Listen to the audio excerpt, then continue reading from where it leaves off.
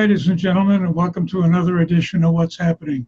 I'm George Binns, and the guest this evening is the Chief of the Police Department for the City of Beverly, John LeLacheur.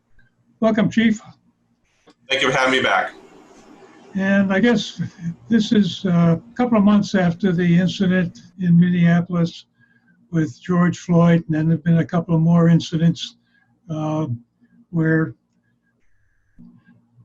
traffic stops and or serving of warrants did not go well.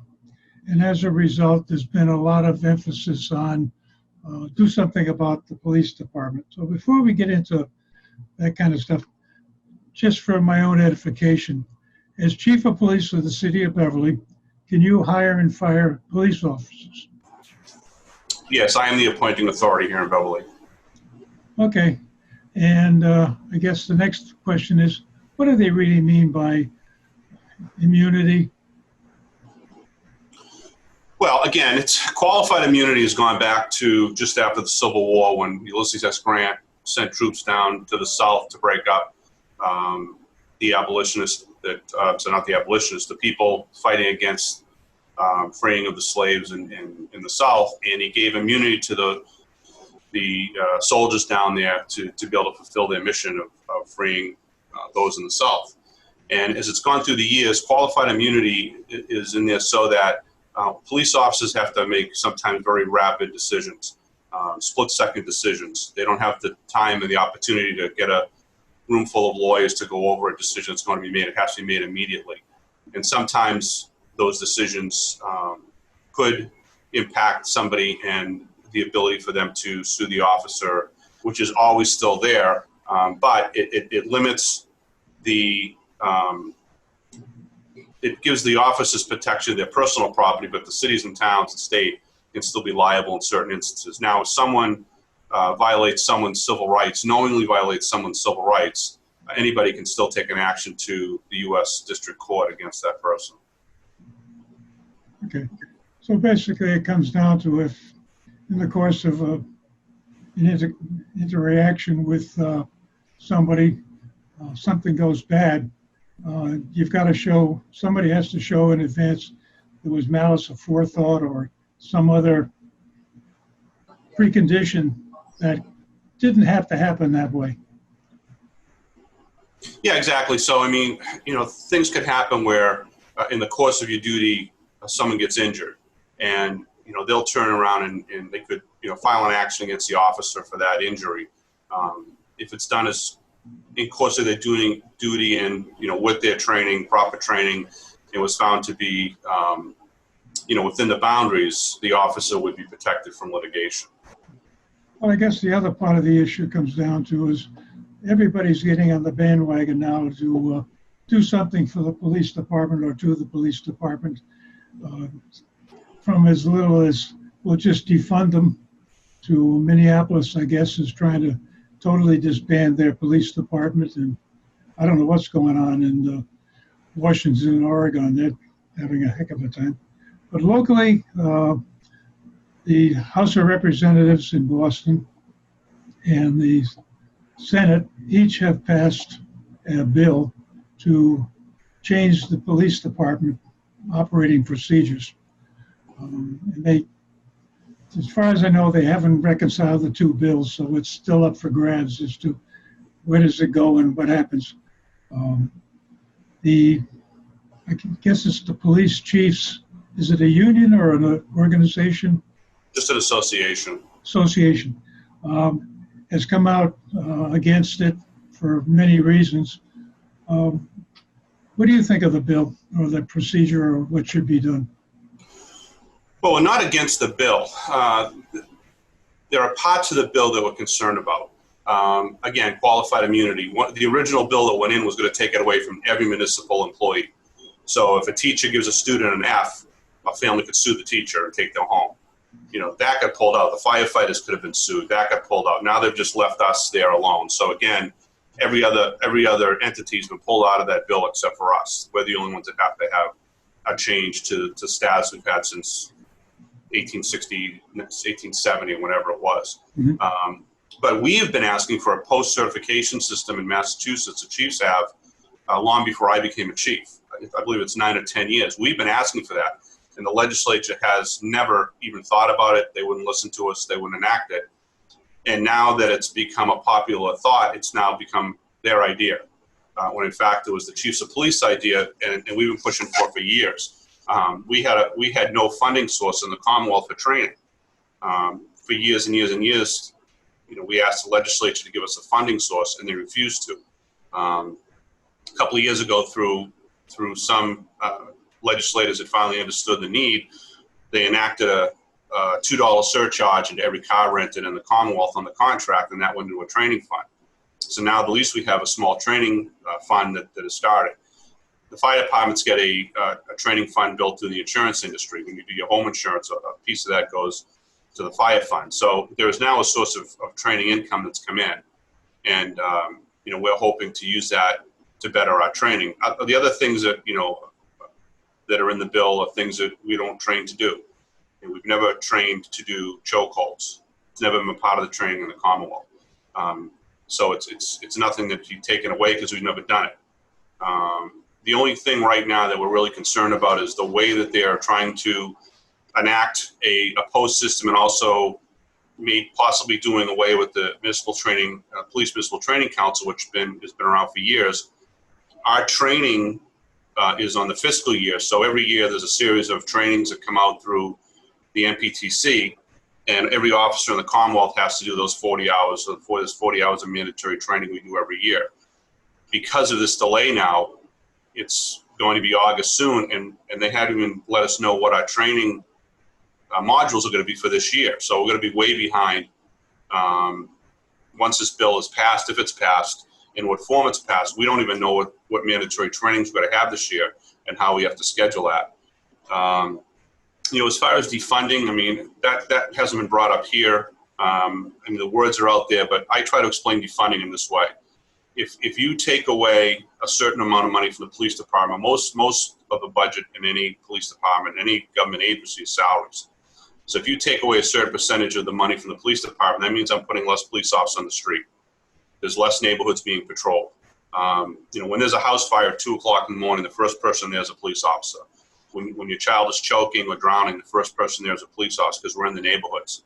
If we significantly reduce our force, which we are way behind right now as far as manpower compared to the size of our city, if we were to take more away, the ability for us to provide those basic life safety functions could be hurt.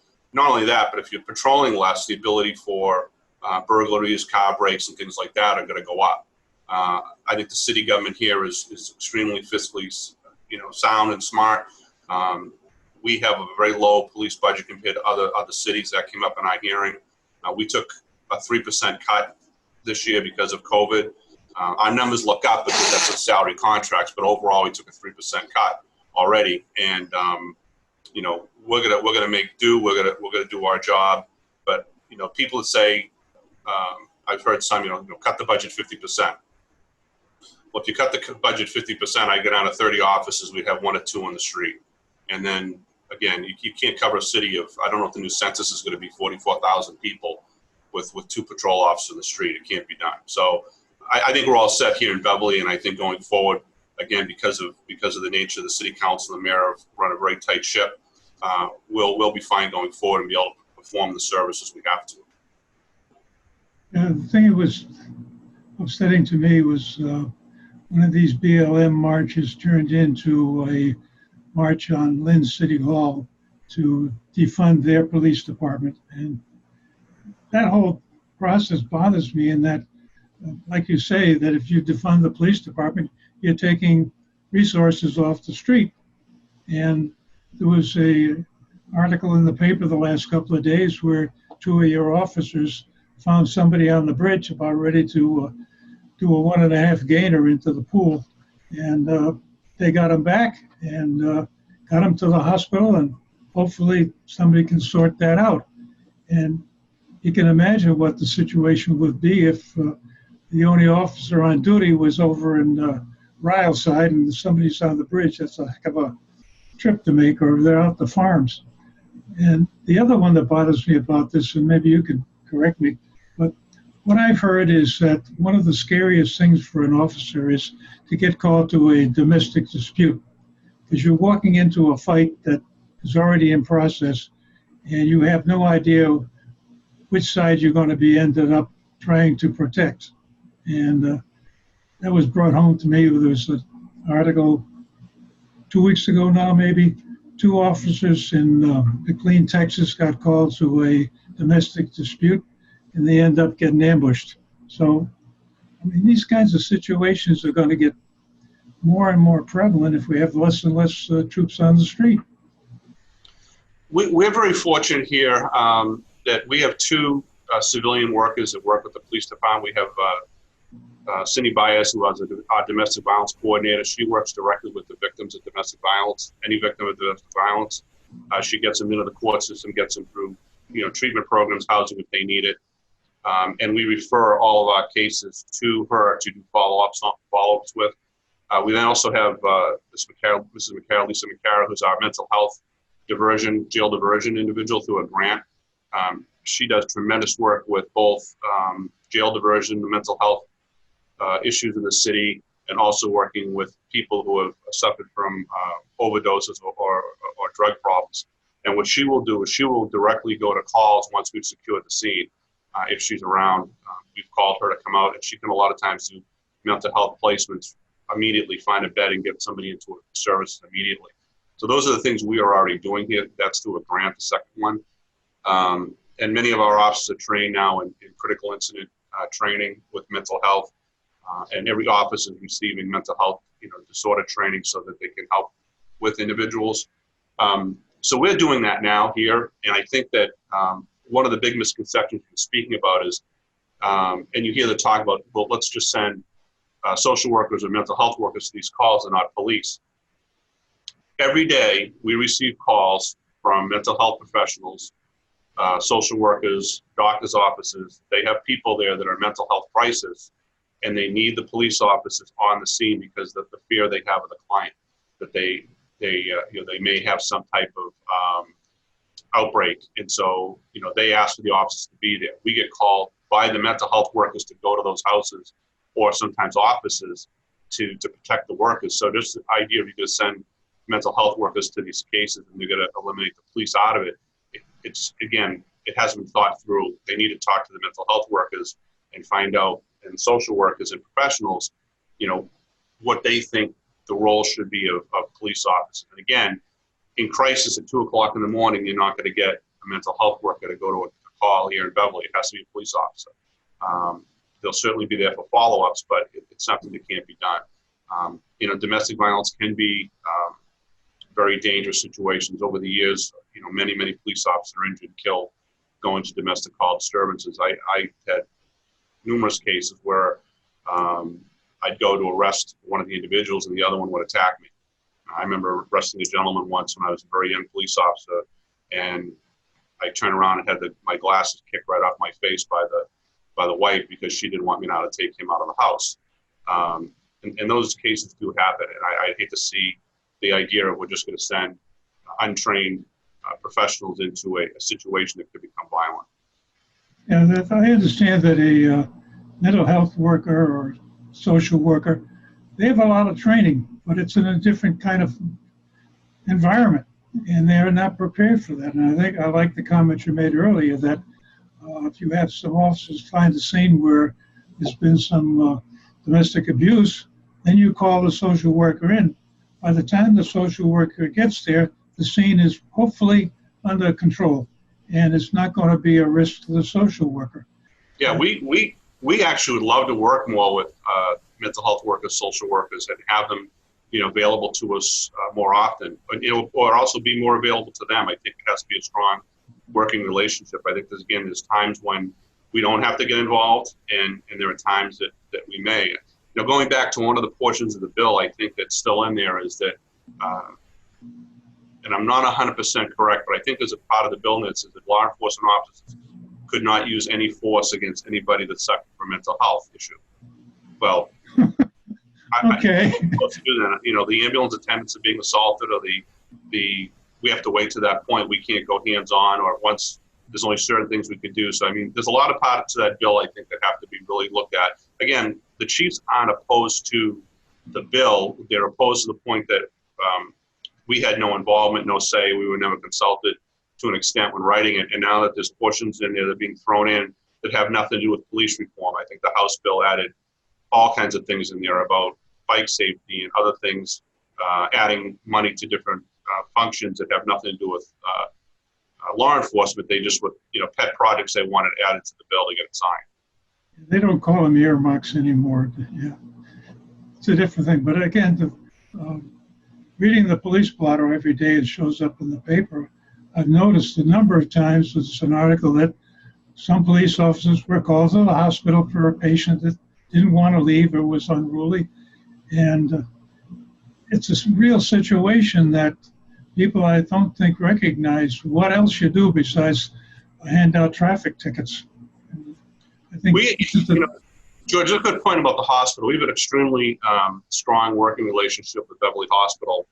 We have meetings constantly with their staff. And again, they do have a lot of cases where people are there on mental health holds by law. They're being held on a Section 12, it's called, and they escape or leave the hospital, and they immediately call us to try to go up and get them back. And again, for their safety, the safety of others. And I'd hate to see a part of a bill that goes through that's not thought out that would prevent us from going and helping those people. That may have been taken out of the bill. I guess again, it's a 123-page bill that's being pushed through in 2 weeks. I think it went from a 73-page bill through the Senate to 123 pages in the House. And here we are, one day until the end of the session. I don't think it's even come out of committee yet. So I just think it's time for everyone to sit down together and work out a great bill, a good plan that's going to help the citizens of the Commonwealth as well protect the citizens and protect the police officers. So, based on your assessment of what do you think the problem is, what kind of a bill would you sit down and write? What ingredients would you like to put in it? Well, I like the idea of having a certification process for police officers and a decertification process. Theoretically, right now, I could terminate an officer could resign because of some reason. They could go out to way out west in Massachusetts to get a job out there, where if they were decertified, they couldn't. It's like a license to practice law enforcement. That's the important thing about the decertification process or certification process. Also, stronger rules about training. Again, we have a rule that says you have to have so many hours of training a year, but there's not a lot of follow-up. It's up to the individual departments to make sure it's done. We really press training here. We've increased our training. Officers get well over, the minimum amount of training that's required. But there may be departments that don't. They don't have a focus on it. They don't have the money to do it.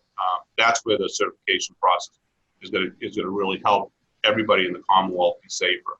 And again, I think that there are good parts of the bill. I mean, again, make sure that the ban on chokeholds, we all agree with. A shooting a fleeing car unless, and there's also in lessons too. I mean, if a police officer is struggling for their life and the person has their gun and the only way they can survive is to choke a person, that provision needs to be in the bill. It's in the national bills. If for some reason, I think that it's gone back into the bill. The same with, firing a weapon in a fleeing car. If a car is fleeing, you shouldn't be shooting at it. But if the person in that car has just murdered 4 people and is trying to use that car as a weapon to escape, the officers have to have some ability to end, maybe a crime spree that's occurring. I think we all agree with the rule to intervene if an officer, feels another officer has either, losing control, is not doing something right to intervene. I think we all do that now, but I think having it in the bill is not a bad idea to follow up on it. And everything we do in training, we train to de-escalate. So de-escalation training is something we already do, but to have it in the bill, again, is something I think we all support. You mentioned about firing at a fleeting car. There used to be a chief of police in Centerdale, Rhode Island, and his comment was, "What the Ford don't catch, the 38 will." But that's an unreal situation. Well, and times have changed, and training has gotten better, and I think you're dealing with a much more highly educated police officer, more well-trained police officer, and I think that everything evolves. We evolve. Yeah, and plus you got radios and communication. You can call ahead and say, pick up this car that's coming at you. We need them. Don't let them get away, and put the strip up. Yeah, and absolutely. I mean, if something happens on Cabot Street, there's probably 40 businesses that have cameras that are shooting the street. So we have our ability to do investigations has definitely changed. Yeah. So what else would you like to see in the bill? Anything? No, I mean, I think that's it. I mean, again, it's a very comprehensive thing that was put together. Some other states have already done things. Even in Minnesota came up with a bill already. I think it's passed. It has 4 or 5 points in it that deals strictly with what we're talking about and not trying to throw in a lot of other things that don't have to do with law enforcement. We'll have to see what the governor does, whether he, takes it out of committee, signs it, he line item vetoes it. We just don't know what's going to happen with the bill. Yeah. Well, a slightly different subject. You're going to get a new police station in maybe a year or so. What's it going to make better for you? Well, I mean, everything. We're going from a building that's about 9,600 square feet to a building that's going to be about 32,000 square feet. We're going to have all of our functions in one building. Like right now, my community impact office, my traffic office, my detectives, my domestic violence worker, the animal control officer, they're all in different buildings throughout the city. So to have everybody in one facility where we can all operate cohesively is going to make things much easier. We'll be able to communicate better with each other. Just the idea of, when I got here in 2013 and walked into this building and saw the condition it was in, to realize we didn't have hot water on the second floor of the building. And when I asked about it, said, well, they haven't had hot water in 25 years. That was totally unacceptable to me.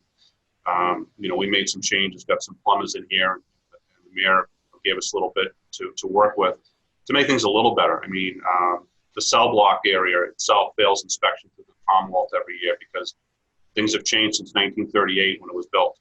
There are new rules in place. So, little things like that. The comfort levels. We don't have air conditioning in the building. We're using, window air conditioners that probably most of them are 10, 15 years old.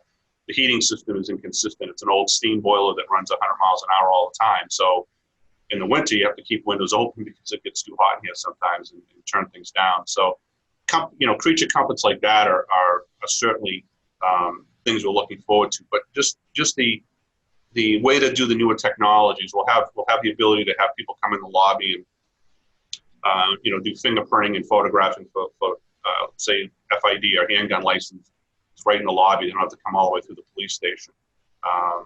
We'll have a community room so people can have meetings right here at the police station and the safety of being right here in the middle of the city. The newer projects we're going with, just geothermal and solar panels to net zero this building, so that we'll function this building without any cost for energy consumption. So I mean, that's part of the project. I think is really interesting and probably needs more needs more airtime to talk about. It's just that this building isn't going to cost anything to run. Air conditioning, heating, electric is all going to be done by solar and geothermal. So we're very excited about that. But again, I think we're going to be able to serve the citizens better. We'll have more rooms and conference rooms available. We're going to have a state-of-the-art training facility, something we don't have now. We're putting a simulator in there that at some point we're going to have members of the public come in and see how that works. It's a scenario computerized scenario simulator where officers train under actual conditions, and again, that helps with de-escalation and situational training, and also a more trained officer is going to be a better officer. So that's one of the things we're extremely happy about and looking forward to using. I'm surprised you say you're getting geothermal heat into the building, because when we were looking at the middle school, we tried for geothermal, and the ground just wasn't amicable. We'd have to put in too many pipes too deep, and right. Got to be not economical. But you mentioned about having community groups. I've seen some towns have a program where somebody can ride around with an officer on a patrol. Is anything like that available in Beverly or plans? Well, right now with COVID going on, no, it's something I'd like to start doing. We've talked about doing a Citizens Academy. We haven't done one of those in many years. We have our regular CAC meetings, the Community Advisory Council meetings on a monthly basis, which have been curtailed because of COVID-19. Again, we're hoping to start those up soon. But yeah, that's something we definitely want to start doing is engaging more with the public.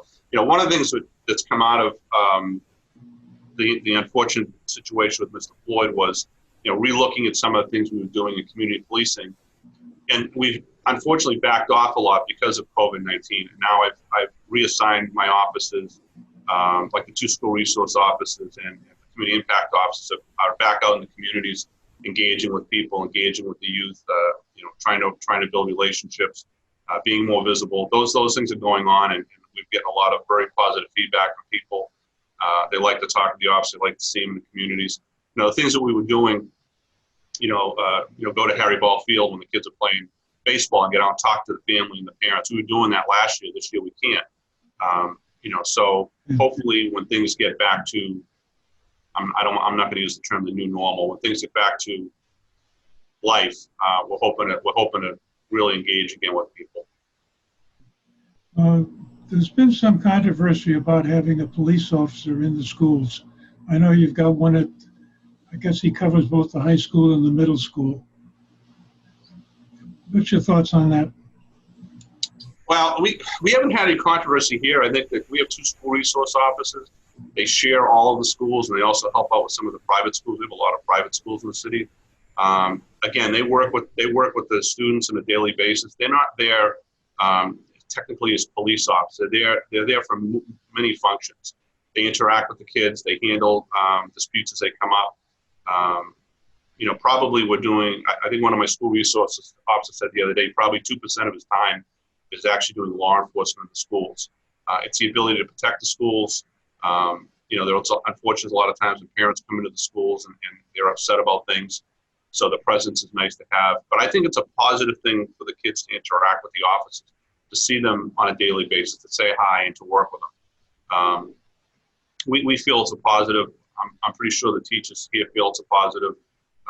There's been no talk about taking the SROs out of the schools. Again, we'd actually started interacting more in the schools over the last year.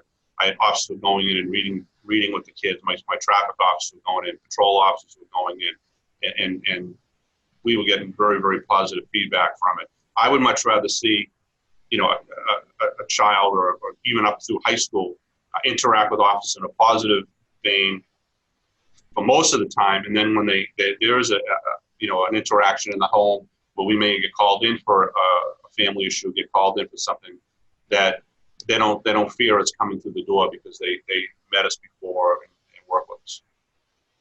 Well, I think that's an important point that's being totally missed in this whole free-for-all since George Floyd is the only time you see the police, they're all lined up in riot gear blocking an area and somebody's screaming in their face. And it's a situation that's going to, one of these days, we're going to have a replay of Kent State because something is going to get out of hand. And I think part of the problem is that too many people don't know police officers, and they're always the guys in that car that's driving by, or they show up at the wrong time and they hand you a ticket. I mean, there's got to be a better way to interact on a reasonable day-by-day basis so that, hey, police officers, hey, they're real people after all. And yeah, I mean, as you've seen, George, I mean, Massachusetts has not had the issues that have gone on in other areas. There was a big flare-up again right after, the major incident happened. We were sending officers to help Boston. As part of NEMLEC, we were sending officers to PBD. I went to PBD Woburn, a few other places in a command position. But we didn't have the real issues that they're having in other places. And I think that's because we do engage with the community much more. I think if you ever have an opportunity to listen to Commissioner Gross in Boston, he's just an amazing individual who really gets it. And Boston is a great community policing program. We've had 3 or 4, I don't even call them protests. They've been we'll call them protests, but gatherings, and they've been very successful. We had one car rally. We had the march set up by the students at the high school. That we think there were about 1,500 people. Very orderly, very positive. We've had a couple of others. We had one a couple of days ago at City Hall where probably 100 people showed up, and it was very positive.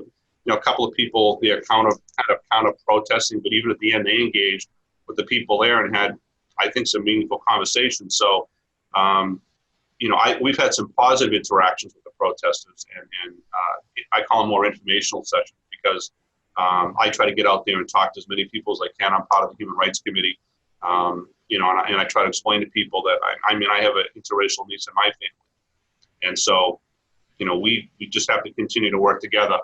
One thing I push, and I'll probably leave it with George, unless you have something else, is that you don't have to pick a side. And I think that's what's unfortunately going on right now is people think they have to pick a side. I think you can be pro-law enforcement and anti-racism. That's what we push here. And I push that with the police officers. You can be pro-law enforcement, and we are going to make sure that we do everything we can to protect everyone in the city equally.